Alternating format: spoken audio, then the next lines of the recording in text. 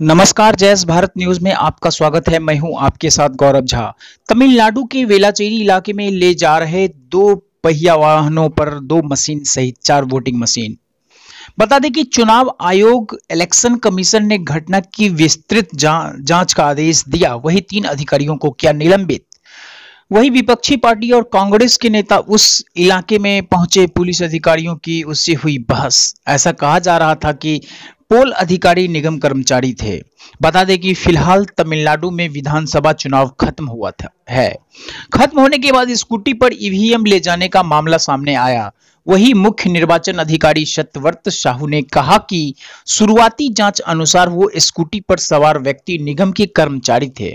उनका यह भी कहना है कि वो ईवीएम वोटिंग के लिए इस्तेमाल नहीं किया गया था। बता दें कि निर्वाचन अधिकारी साहू ने कहा है कि उनके 2 कर्मचारियों ने गलती करी।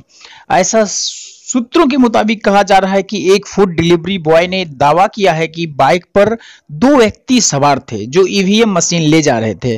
बता दें कि उसके बाद कांग्रेस कार्यकर्ताओं ने प्रदर्शन करना शुरू कर दिया।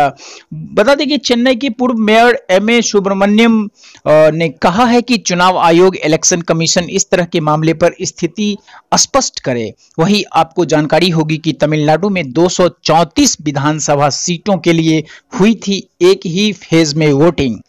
फिलहाल देश दुनिया की तमाम छोटी बड़ी खबरों के लिए हमारे साथ बने रहिए जैस भारत न्यूज पर।